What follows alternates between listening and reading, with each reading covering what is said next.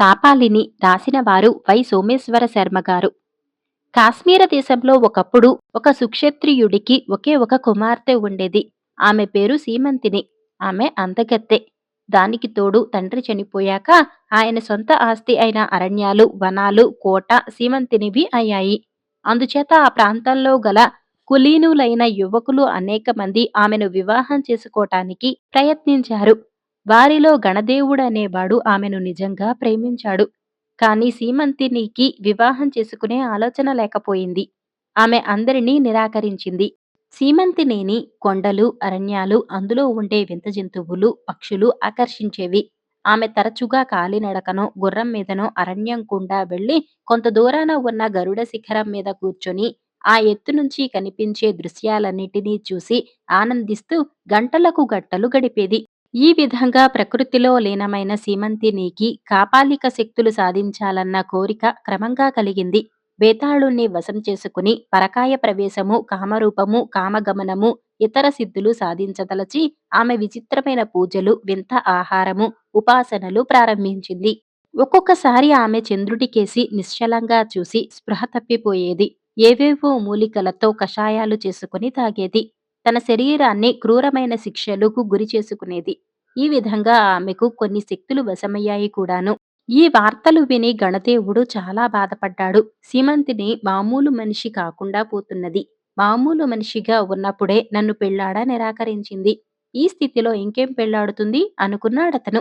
కాని ఆమెను మామూలు మనిషిగా చేయాలన్న ఆలోచన అతన్ని పట్టుకుని వదలలేదు.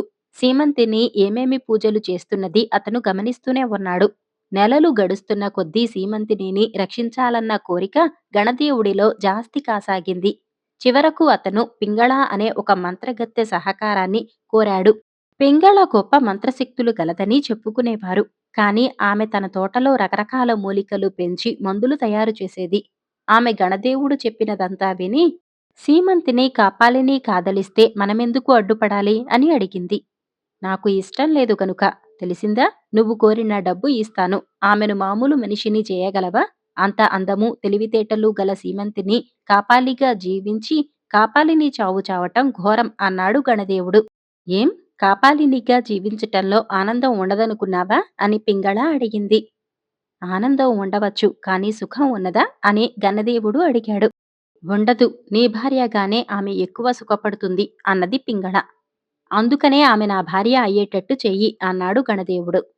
సహాయం చేస్తాను. నేను చెప్పినట్టు చెయ్యి. వచ్చే అమావాస్య నాడు వేటకుక్కలను వెంటపెట్టుకుని అరణ్యంలోకి వేటకు వెళ్ళు. నువ్వు ఏ మృగాన్ని వేటాడనవసరం లేదు. తెల్లని జింక కనపడేదాకా అరణ్యమంతా గాలించు. అది కనపడ్డాక దాన్ని తరిమి పట్టుకో. దాన్ని గాయపరచకుండా పట్టుకుని దాని మెడకు ఉచ్చు వేసి తెచ్చి రాత్రి అంతా దాన్ని నీ భవనంలోనే ఒక గదిలో ఉంచు. మిగిలినది నేను చూస్తాను అన్నది పింగళ. ఆమె అతన్ని తోట బయటకు సాగనంపి తిరిగి తన ఇంటికేసి పోయేటప్పుడు ఆమె ఎడమకాలితో కొంచెం కుంటుతున్నట్టు గణదేవుడు గమనించాడు. పింగళ చెప్పినట్టే అతను అమావాస్య నాడు తన వేట కుక్కలతో సహా అరణ్యంలోకి వెళ్ళాడు. అతను అరణ్యమంతా గాలిస్తుండగా తెల్లని జింక కనపడనే కనపడింది. వెంటనే తన వేట కుక్కలను దానిపైకి వదిలాడు. జింకం శరవేగంతో పరిగెత్తసాగింది. కొంతసేపటికి ఒక కుక్క తప్ప మిగిలిన వేట కుక్కలన్నీ వెనుక పడిపోయాయి. జింకకు చాలా దగ్గరగా పరిగెడుతున్న కుక్క తనది కాదని గణదేవుడికి తోచింది. అది అంత పరుగులోనూ వెనక కాళ్లలో ఎడమ కాలి మీద కుంటుతున్నట్టు కనిపించింది. త్వరలోనే ఆ కుక్క జింక వెనకాల కాలిని నోటితో పట్టి ఆపింది. గణదేవుడు గుర్రం మీద వచ్చి ఆ జింక మెడలో ఉచ్చు వేశాడు. తర్వాత జింక పెనుగులాడక అతని వెంట అతని ఇంటికి వచ్చేసింది. ఆ జింకను పట్టిన వేటకుక్క ఏమైనది గణదేవుడు గమనించలేదు. అతను జింకను ఒక గదిలో పెట్టి తాళం వేసి తన పడక గదికి వెళ్లి వెంటనే నిద్రపోయాడు. తెల్లవారుజామున అతనికి నిద్రాభంగం అయ్యేసరికి ప్రపంచమంతా తలకిందులైపోతున్నట్టు తోచింది. బయట పెద్ద తుఫాను చెలరేగుతున్నదో, ఇంటిమీద పిడుగులు పడుతున్నాయో, లేక భూకంపం వచ్చిందో అని అతను అనుకున్నాడు. కాని అదేమీ లేదు. అప్పటిదాకా సీమంతినికి వశమైన పిశాచాలన్నీ తమ శక్తులతో సహా ఆమెను విడిచి వెళ్ళిపోయాయి. గణదేవుడు జింక ఉండే గదిలోకి వెళ్ళేసరికి అక్కడ సీమంతిని ఉన్నది. ఆమె అతని భార్య కావటానికి సులువుగానే అంగీకరించింది. వాళ్ళిద్దరూ పెళ్లాడి చాలా కాలం సుఖంగా జీవించారు. కరాళ కథలు పితృప్రేమ. ఒకానొకప్పుడు అరుంధతి రాజ్యాన్ని అమృతవర్మ అనే రాజు పాలించేవాడు. ఆయన పరిపాలనలో ప్రజలు సుఖశాంతులతో సంతోషంగా ఉండేవారు. ఆయన ప్రమద్వర అనే రాకుమారిని ప్రేమించి పెళ్లి చేసుకున్నాడు. కొంతకాలం వారు సుఖంగా జీవించారు. ఆ దంపతులకు లేక లేక అలేఖ్య అనే ఒక కూతురు పుట్టింది. కాని ప్రమద్వర పురిటిలోనే కన్నుమూసింది. అమృతవర్మ అలేఖ్యను ప్రమద్వరకు ప్రతిరూపంగా భావించాడు. ఆమెను అల్లారు ముద్దుగా పెంచాడు. ఆమెకు సవతి తల్లి వస్తుందన్న భయంతో తను పునర్వివాహం చేసుకోలేదు. ఆయనకు కూతురంటే పంచప్రాణాలని అంతా చెప్పుకునేవారు. అలేఖ్యకు 5-6 సంవత్సరాలు వచ్చాక అతీంద్రుడనే మహాముని అమృతవర్మను కలుసుకున్నాడు. భూత భవిష్యత్ వర్తమానాలు చెప్పగల దిట్ట అని గ్రహించిన రాజు మునిని తన కుమార్తె జాతకం చెప్పమన్నాడు. అతీంద్రుడు అలేఖ్య జాతకం పరిశీలించి ఈమెను 16 వచ్చాక 5 లోపులో సర్పగండమున్నది. అది అమావాస్య నాడు జరుగుతుంది. కాబట్టి ప్రతి అమావాస్య రోజున ఎంతో జాగ్రత్తగా ఉండాలి అన్నాడు. ఈ మాటలు విని అమృతవర్మ ఎంతో కలవరపడ్డాడు. అందుకు నివారణోపాయం చెప్పమని మునిని వేడుకున్నాడు. అతీంద్రుడు కాసేపు ఆలోచించి విధి బలీయం, మన చేతుల్లో ఏమీ లేదు. అలేఖ్యను కాటు వేసే సర్పం సామాన్యమైనది కాదు. దానికి రాజవైద్యుల వద్ద మందులుండవు. శత్వర్షిణి అనే మొక్క ఆకు రసం ఒకటే ఆ విషానికి విరుగుడుగా పనిచేస్తుంది అన్నాడు. అయితే అది ఎక్కడ దొరుకుతుందో చెప్పండి, వెంటనే తెప్పించే ఏర్పాట్లు చేస్తాను అన్నాడు అమృతవర్మ. అదిప్పుడు సాధ్యం కాదు. దేనికైనా సమయం రావాలి. జయ, కంచి, మధుర రాజ్యాలకు అవతల కళకంఠారణ్యం ఉన్నది. క్రూర మృగాలకు నిలయమైన ఆ అడవిని దాటుకుని వెడితే నాగావళి కొండ వస్తుంది. ఆ కొండ ఎక్కాలంటే శిల్పాశ్వాలనబడే వింత మృగాలు అడ్డుకుంటాయి. వాటి బారి నుండి తప్పించుకుని కొండ ఎక్కితే శత్వర్షిణి మొక్క కనిపిస్తుంది. దానికి ఒకే ఒక ఆకు ఉంటుంది. ఆ ఆకు మీద నిరంతరం చిన్న చిన్న బిందువుల రూపంలో ఆకుపచ్చని ద్రవం ఉబుకుతూ ఉంటుంది. కాబట్టి దాన్ని గుర్తించటం చాలా సులభం. ఆ మొక్కను తెచ్చి నీటిలో ఉంచితే ఎంతకాలమైనా దాని ఆకు వాడదు. అయితే ఆ ఆకురసం మోతాదు ఒకరి విష ప్రభావం తొలగించటానికి మాత్రమే సరిపోతుంది అన్నాడు అతీంద్రముని. అయితే తక్షణం రాజ్యమంతటా చాటింపు వేయిస్తాను. శత్వర్షిణిని సాధించుకుని వచ్చిన వారికి అర్ధరాజ్యమిస్తాను అన్నాడు అమృతవర్మ ఆత్రపడుతూ. అతీంద్రుడు నవ్వి, దేనికైనా సమయం రావాలని ముందే చెప్పాను. కళకంఠారణ్యాన్ని దాటటం, శిల్పాశ్వాలను తప్పించుకోవటం, నాగావళి కొండనెక్కటం సామాన్యులకు సాధ్యపడదు.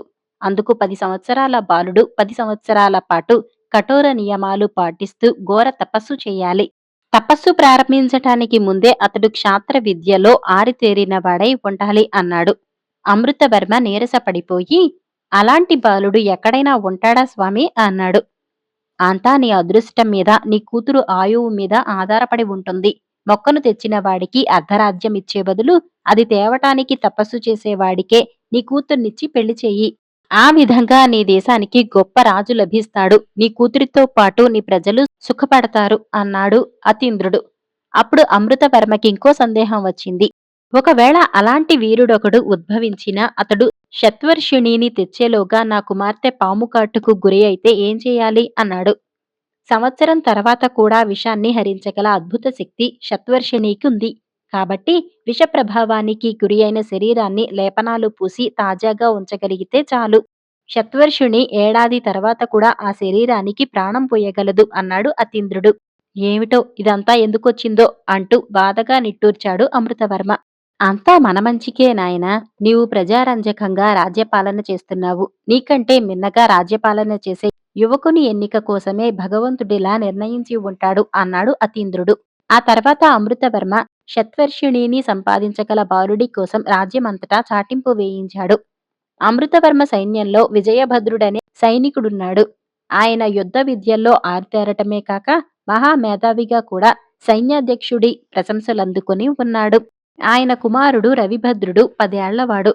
అందరూ పిల్లలు ఆటల మీద ఆసక్తి చూపుతుంటే అతడు చదువు నేర్పమని తండ్రి వెంటపడేవాడు. ఆ విధంగా అప్పటికే క్షాత్ర విద్యలన్నిటిలోనూ ఆరితేరాడు. సకల శాస్త్రాలు అభ్యసిస్తున్నాడు. చాటింపు వినగానే విజయభద్రుడు తన కుమారుణ్ణి తీసుకుని అమృతవర్మ వద్దకు వెళ్లి, ప్రభూ, నాకు రాజసింహాసనంపై ఆశ లేదు. నేనెప్పుడు తమ సేవలోనే ఆనందం పొందుతాను. నా కుమారుడు రవిభద్రుడికి శత్వర్షిణిని సాధించే అవకాశమివ్వండి. ఏ ప్రతిఫలమూ ఆశించకుండా అతడందుకు సన్నద్ధుడు కాగలడని నేను మీకు ముందే మాట ఇస్తున్నాను అన్నాడు. ఆయన వినయానికి అమృతవర్మ ఎంతో సంతోషించాడు. తర్వాత రవిభద్రుణ్ణి పరీక్షించి అన్ని విధాలా రాజకార్యానికి అతడే తగినవాడని నిర్ణయించాడు. 10 సంవత్సరాల వయసులో అన్ని విద్యలు నేర్చిన బాలుడుండటం తన అదృష్టమని మనసులో సంతోషిస్తూనే రవిభద్రుణ్ణి అతీంద్రుడికి పరిచయం చేశాడు. అతీంద్రుడు కూడా రవిభద్రుణ్ణి చూసి తృప్తిపడ్డాడు. ఆయన అతడికి తపోదీక్షనిచ్చి వెళ్ళిపోయాడు. అప్పట్నుంచి రవిభద్రుడు తన మకాం నదీ తీరానికి మార్చాడు. మితంగా శాకాహారాన్నే భుజించేవాడు. చన్నీళ్ల స్నానాన్నే చేసేవాడు. కటిక నేల మీద నిద్రించేవాడు. వినోదాల జోలికి వెళ్ళేవాడు కాదు. అంగవస్త్రం తప్ప ధరించేవాడు కాదు. పగలంతా ఈశ్వర నామధ్యేయంలో మునిగిపోయేవాడు. అలా 10 ఏళ్లు గడిచాక అతడి తపోదీక్ష ముగిసింది. ఒక రోజున అతడు అమృతవర్మను కలుసుకుని తాను షత్వర్షిణిని సాధించుకుని వస్తానని బయలుదేరాడు. రాజతడికి ఉత్తమాశ్వాన్ని దీవెనలను ఇచ్చి పంపాడు. రవిభద్రుడు పక్షం రోజుల పాటు ప్రయాణం చేసి జయ, కంచి, మధుర రాజ్యాలను దాటాడు. కళకంఠారణ్యంలో ప్రవేశించాడు. భయంకరమైన ఆ అరణ్యం అతడికి స్వాగతం పలుకుతున్నట్లుగా నిశ్శబ్దమైంది. ముళ్ల పొదలు పక్కకు తప్పుకొని అతడి గుర్రానికి దారి సుగమం చేశాయి. క్రూర మృగాలు అతడి దారికి అడ్డురాకుండా పక్కకు తప్పుకున్నాయి. ఆ విధంగా రవిభద్రుడు అరణ్యాన్ని సులభంగా దాటగలిగాడు. నాగావళి కొండ పరిసరాలు చేరుకున్నాక అతడు అలసట తీరటానికి ఓ కొలను పక్కన గుర్రాన్ని ఆపాడు. అతడు కాళ్ళు చేతులు కడుక్కున్నాడు. గుర్రం నీళ్లు తాకింది. కాసేపు నేల మీద విశ్రమించాడు రవిభద్రుడు. ఆ సమయంలో అతడికి భయంకరమైన కేక వినపడింది. అదేమిటా అని ఆలోచించేంతలో అతడి కళ్ల ముందు ఓ వింత జంతువు ప్రత్యక్షమైంది. గుర్రపు తల, తెల్లటి కూరలు, ముళ్ల తోక, నిలువెల్లా రోమాలు ఉన్న ఆ భీకాకారం శిలాస్వమై ఉండాలని రవిభద్రుడు ఊహించి వెంటనే కత్తి దూశాడు. ఇద్దరికీ కాసేపు భీకర పోరాటం జరిగింది. రవిభద్రుడి కత్తి శిలాస్వాన్ని తాకినప్పుడల్లా కంగుమని చప్పుడవుతున్నదే తప్ప దానికి గాయం కావటం లేదు. శిలాస్వపు శరీరం బండరాతితో సమానమని అతడికి అర్థమైంది. అందుకని అలా కాసేపు పోరాడిన తర్వాత అతడు గాలిలోకి ఎగిరి శిలాస్వం మీద కూర్చొని సవారీ ప్రారంభించాడు. శిలాస్వం అతన్ని క్రింద పడవేయాలని ఎంతగానో ప్రయత్నించి విఫలమైంది. ఆ సమయంలో అక్కడికి మరిన్ని శిలాస్వాలు తండోపతండాలుగా రాసాగాయి. ఏం చేయాలో రవిభద్రుడికి పాలుపోలేదు. అయితే అక్కడికి చేరుకున్న శిలాస్వాలన్నీ వినయంగా రవిభద్రుడెక్కిన శిలాస్వం ముందు మోకరించాయి. అప్పుడు రవిభద్రుడెక్కిన శిలాస్వం, నేనిక్కడి శిలాస్వాలకు ప్రభువును, ఇంతవరకు నాపై సవారీ చేయగల మొనగాణ్ణి చూడలేదు. నీవు సామాన్యుడివి కాదు. ఈ రోజు నుండి నీవు నా యజమానివి. మా శిలాస్వాలన్నీ నీకు విధేయులై ఉంటాయి. నీవిక్కడికి ఎందుకు వచ్చావో చెప్పు. చేతనైతే నీ కోరిక తీర్చగలను అంది మానవ భాషలో. ఆ జంతువు మానవ భాషలో మాట్లాడినందుకు రవిభద్రుడు ఆశ్చర్యపడి తను వచ్చిన పని చెప్పాడు. అప్పుడు శిలాశ్వరాజు, ఈ కొండనెక్కటం మా శిలాశ్వాలకు తప్ప ఈ సృష్టిలోని ఏ ప్రాణికి సాధ్యం కాదు. నా పరిచయం నీ అదృష్టం. నిన్ను సేవించుకోవటం నా అదృష్టం. పద అంది అతడితో. ఆ తర్వాత మెరుపు వేగంతో శిలాశ్వం రవిభద్రుణ్ణి కొండపైకి తీసుకుని వెళ్ళింది. అక్కడ అతడు శత్వర్షిణి మొక్కను సులభంగానే గుర్తించగలిగాడు. ఒక మొక్కను పీకి శిలాశ్వం సాయంతో కిందకు చేరుకున్నాడు. తన వద్దనున్న పాత్రలో నీటిని నింపి మొక్కను అందులో ఉంచాడు. తర్వాత శిలాశ్వం నుంచి వీడ్కోలు తీసుకున్నాడు. తన గుర్రంపై ఎక్కి తిరుగు ప్రయాణమై అరుంధతీ రాజ్యం చేరుకున్నాడు. రవిభద్రుడు శత్వర్షిణిని సాధించుకుని వచ్చినందుకు అమృతవర్మ అపరిమితానందం చెందాడు. అన్నమాట ప్రకారం ఆయన అతడికి అలేఖ్యనిచ్చి వివాహం జరిపించాడు. అమృతవర్మ దాయాదులకిది నచ్చలేదు. ఊరు పేరు లేని ఒక సైనికుడి కుమారుడు ఆ రాజ్యానికి వారసుడు కావటం వారికి కంటకమైంది. వారు రాజు తమకిచ్చిన అధికారాన్ని దుర్వినియోగం చేసి రాజ్యంలో అరాచకాన్ని సృష్టించసాగారు. ఇంటి దొంగను ఈశ్వరుడైనా పట్టలేడు కాబట్టి ఆ పరిస్థితిని అదుపు చేయటం అమృతవర్మకు కష్టమనిపించింది. అందులోనూ పొరుగున ఉన్న మాళవరాజు ఈ అవకాశాన్ని తీసుకుని అరుంధతి రాజ్యంపై దండెత్తి రానున్నట్లు చారులు వార్తలు తెచ్చారు. అప్పుడు అమృతవర్మ అల్లుణ్ణి పిలిచి, నాయనా, నీవు సామాన్యుడివి కాదు. రాజ్యంలో నెలకొని ఉన్న అల్లకల్లోలానికి కారణాలు నాకు అంతుపట్టటం లేదు. నువ్వే పూనుకొని ఈ సమస్యను పరిష్కరించాలి అన్నాడు. రవిభద్రుడు సంతోషంగా ఆ బాధ్యతను స్వీకరించాడు. అతడిలో ఏమి మహిమ ఉన్నదో అతడు వెళ్లిన చోటల్లా జనం వినయంగా నమస్కరించి అతడికి విధేయులయ్యేవారు. ఎక్కడికక్కడ అరాచకం తొలగిపోయింది. ఆ తర్వాత రవిభద్రుడు, నేను షత్వర్షిణిని సాధించి అలేఖ్యను పొందగలిగాను. అయితే ఈ దేశానికి రాజును కాగలిగిన అర్హత నాకున్నదా అని ప్రజల్లో చాలా మందికి అనుమానముండి ఉండవచ్చు. కాబట్టి నా బల ప్రతాపాలను ప్రదర్శించదలుచుకున్నాను. ఈ రాజ్యంలో ఏ యువకుడైనా ఒక సంవత్సరంలోగా క్షాత్ర విద్యలన్నింటిలోనూ నన్ను ఓడించగలిగితే ఈ రాజ్యం అతడిదే అవుతుంది. నేను నా భార్య అలేఖ్య సామాన్య జీవనం గడుపుతాం అని ప్రకటన చేశాడు. అమృతవర్మ ఈ ప్రకటనకు కలవరపడ్డాడు. రవిభద్రుడాయన్ను సముదాయించి, ఈ రాజ్యంలో అరాచకానికి కారణం మీ దాయాదులని తెలుసుకున్నాను. వారలా మారడానికి కారణం వారికి నాపై ఉన్న సందేహాలని గ్రహించాను. నా మీద నాకున్న నమ్మకంతో ఈ ప్రకటన చేశాను. శత్వర్షిణిని సాధించిన నేను రాజును కాగలిగినప్పుడు నన్నోడించిన వాడు రాజు కావటంలో తప్పేం లేదు కదా! మీ దాయాదులకు ఓ అవకాశం లభిస్తే వారి అహం అణగారుతుంది అని చెప్పాడు. ప్రకటించిన మొదటి నెలలోనే ఎందరో రవిభద్రుణ్ణి సవాలు చేశారు. వారందరూ అతడి చేతిలో చావు దెబ్బలు తిన్నారు. రవిభద్రుడి బలపరాక్రమాలు అసామాన్యమైనవని తెలియగానే అతన్ని సవాలు చేసే వారి సంఖ్య క్రమంగా తగ్గిపోయింది. ఒక ఏడాది గడిచేసరికి రవిభద్రుడు ఆ దేశంలో సాటిలేని మేటి వీరుడిగా గుర్తించబడ్డాడు. ఈ వార్త పొరుగురాజును చేరింది. ఆయన అరుంధతి రాజ్యంపై దండెత్తే యోచన మానుకున్నాడు. ఇదంతా చూశాక అమృతవర్మ ఎంతో సంతోషించి రాజ్యభారాన్ని అల్లుడికి అప్పగించాలి అనుకున్నాడు. దీనికి రవిభద్రుడు అంగీకరించక, ప్రభూ, తమరికింకా వయసు మీరలేదు. నేను తమరికి చేదోడు వాదుడుగా ఉంటాను. రాజ్య పాలనను మీరే కొనసాగించండి అని చెప్పాడు. అలా కొంతకాలం గడిచింది. అరుంధతి రాజ్యం సుభిక్షంగా ఉంది. ఈలోగా అలేఖ్యకు 16 నిండాయి.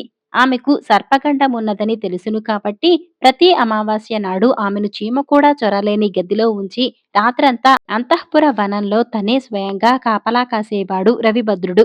అలా ఒక అమావాస్య నాడు రవిభద్రుడు అంతఃపుర వనంలో పహారాయిస్తూ ఉండగా అతడినో సర్పం కాటు వేసింది.